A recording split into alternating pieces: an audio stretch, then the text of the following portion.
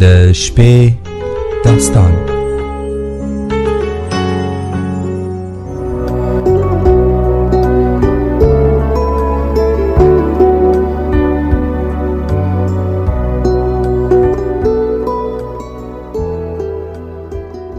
د سپوږمۍ رادیو درنو اوریدونکو او د شپې داستان د خپرونې قدرمنو مینوالو سلامونه او درنښت. هیله لرو ټول به روغ جوړ یئ. د شپې داستان په دې خپرونه کې درته د میرویس خان نیکه ناول یوه بله برخه وړاندې کوو. هیله من یو تر پایه مو ملتیا وکړئ.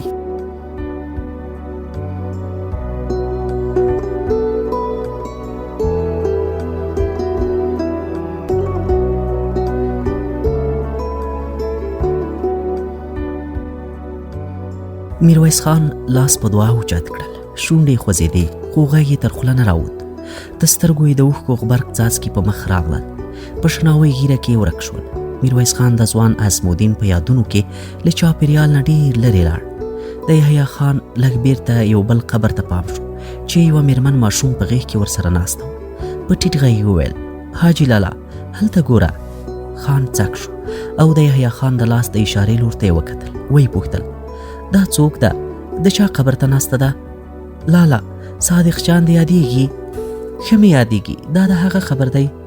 هو کې حاجي لالا، هغه خو په قلات کې و، دلته څه وخت راغی؟ 3 میاشتې به کېږي، بس چې راغی له مجاهدینو سره ملګری شو. تر شرف الدین 2 اونۍ مخکې د خسرو د توپ یوه مرمۍ د کور مخې ته پرېوتله. 3 تنه پکې شهیدان شول، یو یې همدای و. میرویس خان وویل: هغه به یې مهرباني وي، راځه چې احوال یې واخلو. د دې مسافر خو پر موږ ډېر حق دی. دوی راغلل. میرمنې ځان په لوی ټیکري کې پټ کړی و. میرویس خان یې وپېژاند. مخې ته راجګه شوه. د خان د لاسونو ښکلولو هڅه یې وکړه. میرویس خان یې لاس پر سر کېښود. تسلي یې ورکړه. صادق جان ته د خدای د خپلې ځوانۍ اجر په هغه دنیا کې ورکړي. بیبي تاسو ته د زړه صبر غواړم. مور دې څنګه ده؟ هغې په غمجنه لهجه وویل: 2 میاشتې مخکې مړه شوه، الله دې پرې ورحمېږي. میرویس خان بیا یحیی خان ته وویل: وروره، د صادق جان د کورنۍ په شمول زموږ د شهیدانو د کورنیو نفقه پر موږ فرض ده. بیا یې مېرمنې ته وویل: ستا د ژوند د اړتیا وړ مسؤلیت ما په خپله غاړه اخیستی و. انشاءالله ته به له مالي ستونزو سره مخ نه شې. جیب ته یې لاس کړ. 5مه شادۍ یې هغې ته ونیوې. ویې ویل: دا دې د بچي جامې، خدای دې د صادق جان په څېر زلمی کړي. میرویس خان پر نورو قبرونو وګرځېد. فاتحې یې ولوستې، دعاګانې یې وکړې. وروسته په ښار کې په هغو کورونو راوګرځېد چې په دې وروستیو میاشتو کې د کورنۍ غړي شهیدان شوي وو. ماښام مهال نارنج ماڼۍ ته لاړ. هلته مشران د ده د راتګ په انتظار وو. وروسته په ښار کې په هغو کورونو راوګرځېد چې په دې وروستیو میاشتو کې د کورنۍ غړي شهیدان شوي وو. ماښام مهال نارنج ماڼۍ ته لاړ. هلته مشران د ده د راتګ په انتظار وو. شپې او ورځې واوښتې. د کندهار کلابندي 1 کال اوږده شوه. یو سهار د نارنج ماڼۍ په شاهي دربار کې قومي مشران ټول راغلي وو. میرویس خان د لویې خونې یوه دیوال ته تکیه وهلې وه. مخامخ هغه صوفه وه چې ګورګین به په تخت ناست و. شاوخوا ته به یې په زرینو جامو کې غلامان او پر اوسپنیزو زغرو پټ ساتونکي د بوتانو په څېر شاخ ولاړ وو. د ګورګین یادونه یې سترګو ته ودرېدل. څو ځله یې خان ته د مرګ ګواښ کړی و. په شونډو یې د موسکا پیکه څپه تېره شوه. سیدال خان او میاجي یې څنګ ته ناست او د ده پر څېره یې سترګې خښې کړې وې. دواړو په یوه غږ د موسکا سبب ترې وپوښت. خان وویل: مولوي صاحب، دې دیوالونو او چت به د ګورګین ظالم څومره د ظلم او کبر نندارې لیدلې وي. یوازې ما یې دلته دومره لا پیو د کبر خبرې اورېدلې چې د صفویانو په شاهي دربار کې مې نه وې اورېدلې. یو ورځ به په نشه کې ډوب و، نه به پر خپله خبره پوهېدو چې څه وایي او نه د نورو. بله ورځ به یې له غوسې عقل خوړلی و. یو غر به یې پر بل ویشت. عجیب بني آدم خدای پیدا کړی و.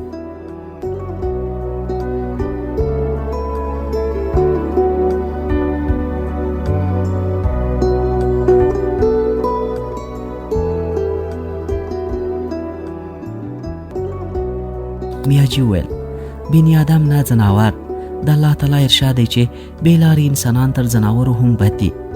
میرویس خان په موسکا زیاته کړه: د خدای تقدیر ته ګوره، ما ته به زما او د ټول قام د وژلو لاپې ډېرې کولې. په خپلو وسلو سړیو ډېر غره و. نن به یې هډوکي هم راسته شوي وي.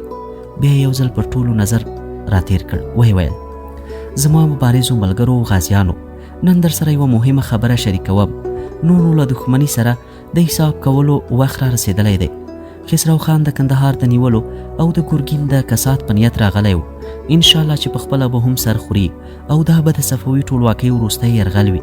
دوستانو تاسو به خبر یاست چې د خسرو خان په لښکر کې وبا ګډه شوې ده او تر اوسه یې سلګونه کسان مړه شوي دي. ما یو څوک ګمارلی چې د دغه خبر سپیناوی وکړي که رښتیا و نور د خسرو کمپله ورټوله ده. بس دا ستاسو د میړانې او د ولس د صبر او زغم میوه ده. الله یو غیبي نصرت موږ ته را په برخه کړی دی. میرویس خان لا خبرې کولې چې یو مول وهلی ځوان د ماڼۍ د غونډې تالار ته ورننوت او د میرویس خان په مخ کې ودرېد. خان وویل بلال جانه کینه څه احوال دې راوړی؟ بلال لونګۍ له مخې لرې کړه. په موسکا یې ځواب ورکړ حاجي بابا خبره رښتیا ده. د خسرو د پوځ په سړیو او څارویو خدای خبر څه بلا نازله شوې. دښتې د مړیو بویونو پر سر اخیستې ده. څوک پس کې سر نشي نیولی. څومره وخت کېږي چې دغه وبا پرې نازله ده؟ بلال خجالت غونډه شو. ویل وبښئ دا پوښتنه مې له چا ونه کړه. بیا یې زیاته کړه رښتیا دا مې واورېدل چې خسرو خان غواړي خپل وروستی زور وازموي. بلال د خسرو پړاو ته تر ټولو د نږدې کلي اوسېدونکی و. د کورنۍ غړي یې پخوا ټول د ګورجانو په یو برید کې شهیدان شوي وو. د صفوي پوځ ته ځان د یو کاروباري کلیوال په نوم ورپېژندلی و. هغوی ته به یې 2 باره غله، یو څو څاروي او نور اړین شیان د پیسو په بدل کې رسول. خو اصلي دنده یې دا وه چې د خسرو د پوځیانو له کړو وړو پلانونو خبرونه راټول کړي.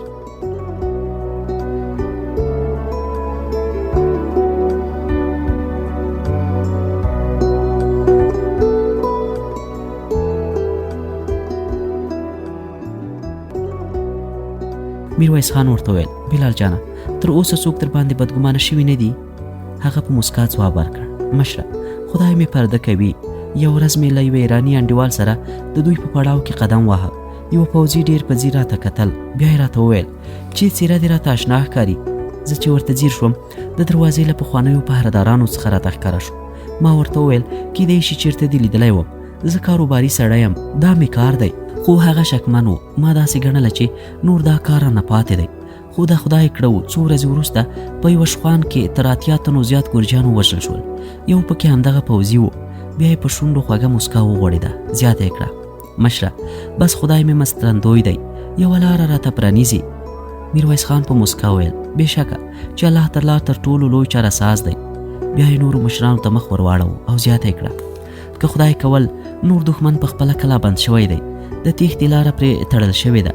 د زبردست خان او سید علي خان هزاره 3,000 تنه د کندهار شمال څنډو د هوتکو ناصرو جنګیالي سهیل لوري او د کاکړو بلوڅو وسلوال د کندهار ختیځ اړخ ته را رسېدلي دي. نور انتظار ختم دی او پر دښمن به پرېکنده برید کوو. د نارنج ماڼۍ د تکبیر غږ ولړزوله.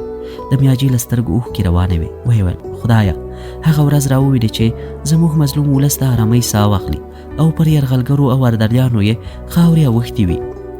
وروسته میرویس خان وویل تر لوی برید مخکې باید هغې کډې چې نارینه څوک نه لري له ښاره وباسو. بابو جان بابي وویل خانه دا کار مه کوه، د ښاریانو روحیه خرابوي او د پاتې خلکو زړونه غورځوي. میرویس خان وخندل نه اوس هغه وخت نه دی چې د ښار د خالي کېدو ویره وي.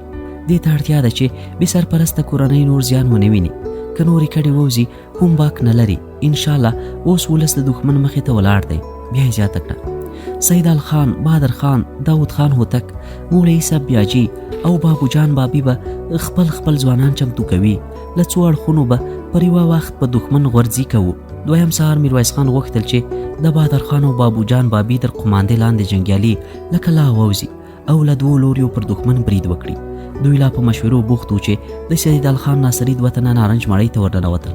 همدغه مهال د ختیځې دروازې له برجه ډزې وشوې. لږ وروسته د کندهار د پوځي کلا 2 برجونه د توپونو تر درنو ډزو لاندې راغلیو کسانو په بیره وویل د خسرو پوځ د یرغل په نیت را روان دی. د بابو جان او بهادر خان اندړ وسلوال تیار وو. میرویس خان هغوی ته اشاره وکړه ورځئ زمریانو، انشاءالله چې سرلوړي او بریمن به بیرته راستانه شئ. بدر خان او بابو جان سمدستي اوچت شول او له تالاره ووتل. میرویس خان سیدال خان او میاجي ته اشاره وکړه. دوی هم راپاڅېدل. د قیتول د برج په لور روان شول. قیتول پر ښار او شاوخوا حاکم غر و. خان غوښتل د جګړې وضعیت له همدې ځایه وڅاري. په لاره کې یحیی خان ته وویل داود خان او نور مشران خبر کړه چې خپل ځوانان تیار کړي. که د بابو جان دوی مرستې ته اړتیا شي موږ باید تیار وو. بیا سیده د قیتول برج ته راځه. یحیی خان په بیړه د پوځي چوڼۍ په لور روان شو. میرویس خان لا په لاره کې و چې توپونه وغړمبېدل. یوه مرمۍ د قیتول پر بروج ولګېدله، بله مرمۍ راغله دوی ته نږدې وچاودېدله چې خاورې او ډبرې د دوی تر سرونو تېرې شوې. د ښار دننه څو چاودنې وشوې، لمبې او لوخړې یې د ښار پر سر ودرېدې. میاجي میرویس خان ته وویل: خانه، قیتول تر ګواښ لاندې دی، هلته مه ځه. هغه ځواب ورکړ: مولوي صاحب، نور تر څو خسرو خان شته، هر ځای به خطر وي، بس ځانونه به خدای ته سپارو. د توپونو د درنو چاودنو په بدرګه دوی د قیتول په لور ګړندي شول. لږ ځنډ وروسته د توپونو ډزې کرارې شوې، خو د ټوپکو غږونه اورېدل کېدل. میرویس خان چې د قیتول کلا د برج سر ته وخوت، وړاندې د جګړې لومړۍ کرښې ته وکتل.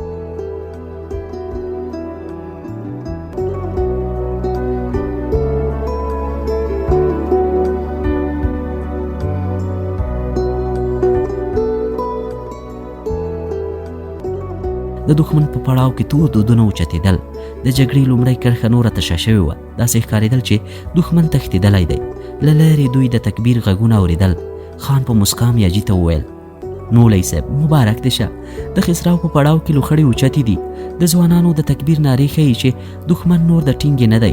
بیا یې میاجي ته مخ ور واړو: مولوي صاحب، دلته مو پاتې کېدل بې ګټې دي. ځه چې بیرته ښکته شو. دواړه پر راغلې لاره بیرته ښکته شول. د سهیل لویې دروازې په لور یې مخه کړه. هلته زیری پرې وشو. د بهادر خان اندړ یو تن په همدې شیبه د جګړې له کرښې راستور شو. راغی، مشر ته یې له سلام وروسته وویل: ښاغلیه، بریا مو مبارک شه. الکساندر میرزا له خپلو نږدې قومندانانو سره ووژل شو. پړاو یې زموږ ځوانانو ونیو. 7 توپونه او په سلګونو نورې وسلې اوښان او آسونه مو ترې ونیول. میاجي الله اکبر چیغه کړه. د میرویس خان تندی وځلېد. په خوښۍ یې وویل: اوس نو د خسرو چاره بالکل اسانه ده. الکساندر د کاکا زوی او د ګورجي ځواکونو قومندان و. د دوی ټوله تکیه پر همدې ځواکونو وه. تاسو به وګورئ، عباس قلي خان به اوس له میدانه وتښتي. بیا یې له هغه سرتیري وپوښتل: زموږ ملګریو ته خو به ډېر زیان نه وي اوښتی؟ زما تر راتلو پورې مو د 40-50 شاوخوا شهیدان درلودل. د دښمن مرمۍ راتلې، امکان لري یو څه زیات شي. یوې ګولۍ د بهادر خان مټ لږ څرکلی و، پر دسمال یې وتاړه، نور ښه په دم کې و. میرویس خان ته د خپلو پوځیانو د راستنېدو انتظار ډېر سخت شو. یحیی خان یې راوغوښت. ورته یې وویل: په تراټ ځان تر بابو جان دوی پورې ورسوه، احوال ورکړه چې ولې دومره وځنډېدل. یحیی خان چمتو پر آس یې پښه واړوله او له دروازې ووت. لږ ځنډ وروسته د باندې د آسونو د پښو ترپهار اوچت شو. میرویس خان چې لږ وړاندې له میاجي او څو تنو نورو سره قدم واهه، د دروازې په لور راغلل. پاس په برج کې د تکبیر نارې او د ټوپکو ډزې پیل شوې. دروازه خلاصه شوه. د بریمن پوځ کتار د الله اکبر نارو په بدرګه ښار ته ننوت. دوی تر 100 تنو زیات شهیدان او ټپیان درلودل. بابو جان بابي خان ته د بریا مبارکي وکړه. وی ویل: تر 300 زیات کسان وژل شوي او ټپیان دي. له اوږدو ستومانیو او رنځونو وروسته دغه بریا یو د خیر زیری شو. ښاریان چې یو کال یې هره شیبه له مرګونو او ماتمونو سره تېره کړې وه، په خوښیو راووتل. ډولونه وغړمبېدل. د میرویس خان تندی تریو شو. سیدال خانه، ورشه دا ډمامې غلې کړه. میاجي وویل: پرېږده مشره، له اوږدو ماتمونو وروسته خلکو یو د خوښۍ خبره اورېدلی دی. زړونه یې مه ماتوه. نورو مشرانو هم د هغه خبره تایید کړه. پرېږده مشره، دا د ټولو پر زخمونو پټه ایږدي.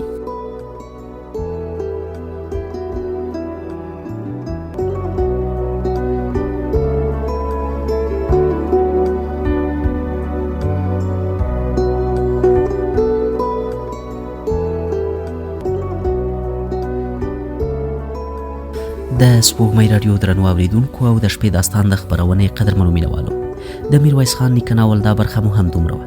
تر یوې بلې خپرونې مو په لوی خدای سپارو. ښه وخت، ښې چارې.